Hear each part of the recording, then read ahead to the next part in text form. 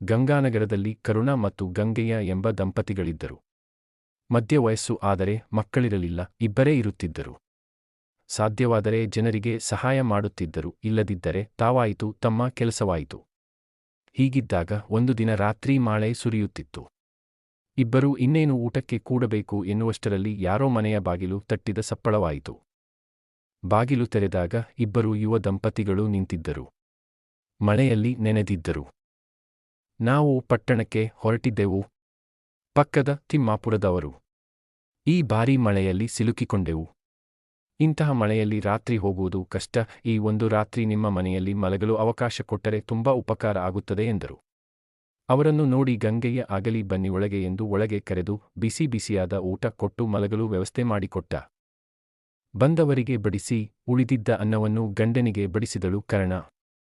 ಗಂಗಯ್ಯ ಅದರಲ್ಲಿ ಅರ್ಧವನ್ನು ಪತ್ನಿಗೆ ಕೊಟ್ಟು ಇಬ್ಬರು ಇದ್ದುದನ್ನೇ ತಿಂದು ಮಲಗಿದರು. ಮಳೆಯಲ್ಲಿ ಸೌದೆ ನೆನೆದಿದ್ದುದರಿಂದ ಮತ್ತೆ ಅಡುಗೆ ಮಾಡುವುದು ಸಾಧ್ಯವಿರಲಿಲ್ಲ. ಬೆಳಗಾದಾಗ ಯಾರೋ ಅಳುತ್ತಿರುವುದು ಕೇಳಿಸಿತು. ಅಳುವನ್ನು ಕೇಳಿ ಎದ್ದು ನೋಡಿದಾಗ ಮುಂಬಾಗಿಲು ತೆರೆದಿತ್ತು. ನಿನ್ನೆ ಬಂದ ಹೆಂಗಸು ಅಳುತ್ತಾ ಕುಳಿತಿದ್ದಳು.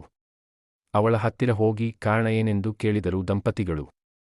ಆ ಹೆಂಗಸು ಅವರ ಪ್ರಶ್ನೆಗೆ ನನ್ನದೆಲ್ಲ ಮುಳುಗಿಹೋಯಿತು. ನಿಮಗೆ ಹೇಗೆ ಹೇಳಲಿ? ರಾತ್ರಿ ನಾವು ಇಲ್ಲಿಗೆ ಬರದೆ ನೇರವಾಗಿ ಪಟ್ಟಣಕ್ಕೆ ಹೊರಟು ಹೋಗಿದ್ದರೆ ಒಳ್ಳೆಯದಾಗುತ್ತಿತ್ತು. ನಿನ್ನೆ ರಾತ್ರಿ ನನ್ನ ಗಂಡ ನಿಮ್ಮಿಬ್ಬರ ಅನ್ಯೋನ್ಯತೆಯ ನೋಡಿ ನೀನೆಂದಾದರೂ ಹೀಗೆ ನಡೆದುಕೊಂಡಿದ್ದೀಯಾ ಎಂದು ನನ್ನೊಂದಿಗೆ ಜಗಳವಾಡಿದರು. ಬೆಳಗ್ಗೆ ಎದ್ದಾಗ ನೋಡಿದರೆ ಅವರು ಇಲ್ಲವೇ ಇಲ್ಲ, ನನ್ನನ್ನು ಒಂಟಿಯಾಗಿ ಬಿಟ್ಟು ಹೊರಟು ಹೋಗಿದ್ದಾರೆ. ಎಲ್ಲಿಗೆ ಹೋದರೋ ಗೊತ್ತಿಲ್ಲ ಎಂದು ಮತ್ತೆ ಅಳಲು ಆರಂಭಿಸಿದಳು.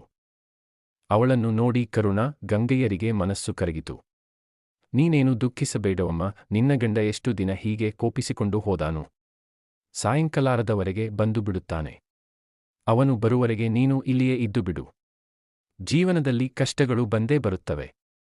ಆದರೆ ಅವೇನು ಕಡೆಯವರೆಗೆ ಇರುವುದಿಲ್ಲ, ಕೆಲ ಸಮಯದ ನಂತರ ತಾನೇ ಪರಿಹಾರವಾಗುತ್ತವೆ.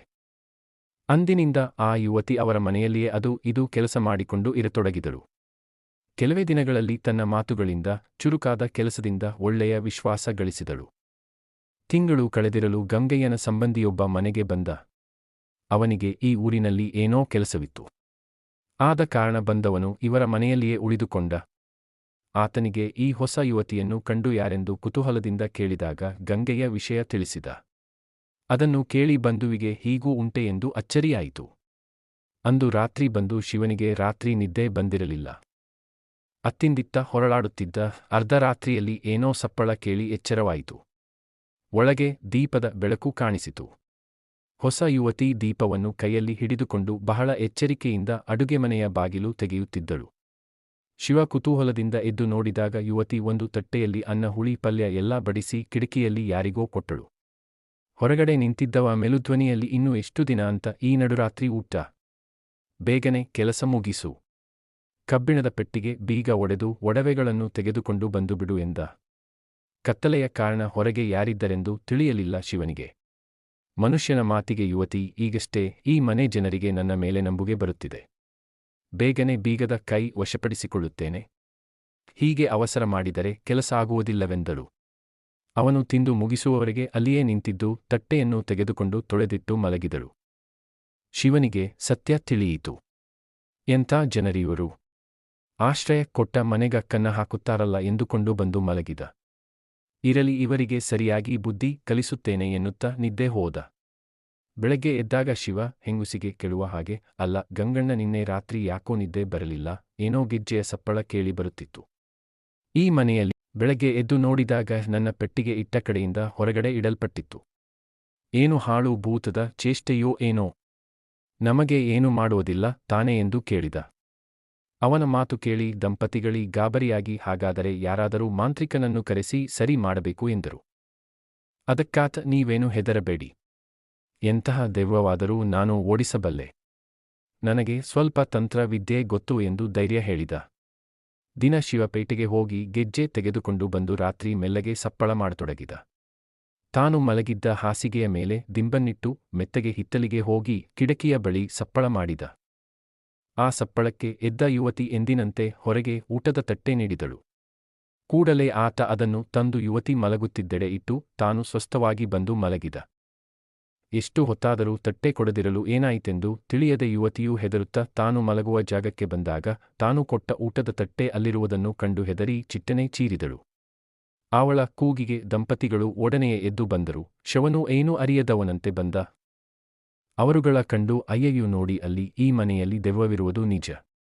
ನನಗೂ ಗೆಜ್ಜೆಯ ಸಪ್ಪಳ ಕೇಳಿಸಿತು. ಅಮ್ಮ, ಅಲ್ಲಿ ನೋಡಿ, ಅಡುಗೆಯ ಮನೆಯ ತಟ್ಟೆ ಇಲ್ಲಿ ಬಂದಿದೆ. ಅದರಲ್ಲಿ ಅನ್ನವೂ ಇದೆ ಎಂದಳು. ಅದನ್ನು ಕಂಡು ಶಿವ, ಯಾರೂ ಹೆದರಬೇಡಿ, ನಾಳೆಯೇ ಭೂತ ಓಡಿಸುತ್ತೇನೆ ಎಂದ. ಎಲ್ಲರೂ ಮಲಗಿದರು. ಅಂದಿನಿಂದ ಭೂತ ಓಡಿಸುವ ಮಂತ್ರ ಪಠಣ ಆರಂಭಿಸಿದ. ದಿನವೂ ರಾತ್ರಿಯ ಹೊತ್ತು ಅಲ್ಲಲ್ಲಿ ಆವಾಗವಾಗ ಗೆಜ್ಜೆಯ ಸಪ್ಪಳ ಕೇಳಿ ಬರುತ್ತಿತ್ತು. ಭೂತಕ್ಕೆ ಹೆದರಿದ್ದ ಯುವತಿ ರಾತ್ರಿ ಗಂಡ ಬಂದು ಕಿಟಕಿ ಸಪ್ಪಳ ಮಾಡಿದರೂ ಭಯದಿಂದ ಕಿಟಕಿ ತೆರೆದು ಊಟ ಕೊಡಲಿಲ್ಲ. 5ನೆಯ ದಿವಸ ರಾತ್ರಿ ಆ ಮನುಷ್ಯ ಕಿಟಕಿಯ ಬಳಿ ಬರುವಾಗ ಶಿವ ಆ ಕಡೆಯಿಂದ ಹೋಗುವವನಂತೆ ಅವನಿಗೆ ಕೇಳುವ ಹಾಗೆ, ಸುಮ್ಮನ ಬಿಡುವೆನಾ ನಾನು? ನನ್ನ ತಂಗಿಗೆ ದ್ರೋಹ ಮಾಡಿದರೆ ಸರಿದಾರಿ ಕಾಣಿಸುತ್ತೇನೆ ಎಂದ.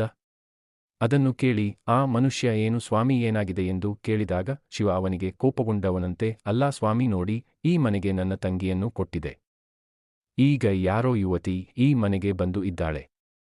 ಅವಳನ್ನು ಅವಳ ಗಂಡ ಬಿಟ್ಟು ಹೊರಟು ಹೋಗಿದ್ದಾನಂತೆ. ನನ್ನ ಭಾವ ಅವಳನ್ನು ಮದುವೆ ಆಗುತ್ತಾನಂತೆ. ನಾನು ಬಿಡುವೆನೆ ಎಂದು ಮುಂದೆ ನಡೆದ.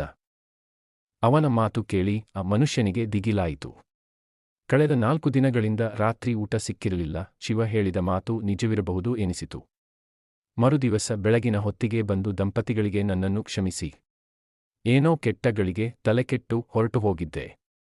ನನ್ನ ಹೆಂಡತಿಯನ್ನು ಕರೆದುಕೊಂಡು ಹೋಗುತ್ತೇನೆ ಎಂದು ಯುವತಿಯನ್ನು ಕರೆದುಕೊಂಡು ಹೊರಟು ಹೋದ. ಆ ಯುವತಿಯು ಭೂತದ ಭಯದಿಂದ ತುಂಬ ಹೆದರಿದ್ದಳು. ಕೂಡಲೇ ಸಂತೋಷದಿಂದ ಹೊರಟು ಹೋದಳು. ಶಿವ, ಸದ್ಯ ಭೂತ ತೊಲಗಿತು ಎಂದು ನಿಟ್ಟುಸಿರು ಬಿಟ್ಟ. ಕರುಣಾ ಮತ್ತು ಗಂಗೆಯ ಭೂತ ಬಿಟ್ಟು ಹೋಯಿತೆ, ಮತ್ತೇನು ಕಾಟವಿಲ್ಲ ತಾನೇ ಎಂದು ಕೇಳಿದರು. ಅದಕ್ಕೆ ಶಿವ, ಹೌದು, ಅದು ಈ 2 ಕಾಲಿನ ಭೂತಗಳು ಎನ್ನುತ್ತಾ ನಿಜ ಸಂಗತಿಯನ್ನು ಹೇಳಿದಾಗ ಜಗತ್ತಿನಲ್ಲಿ ಹೀಗೂ ಉಂಟೆ ಎಂದುಕೊಂಡರು. ಶಿವ, ಗಂಗಣ್ಣ, ನೀವಿಬ್ಬರು ತುಂಬಾ ಅಮಾಯಕರು. ಎಲ್ಲರನ್ನೂ ನಂಬುತ್ತೀರಿ. ಸ್ವಲ್ಪ ಹೆಚ್ಚು ಕಡಿಮೆಯಾದರೂ ಜನ ಏಮಾರಿಸುತ್ತಾರೆ. ಜೋಪಾನವಾಗಿರಿ ಎಂದ.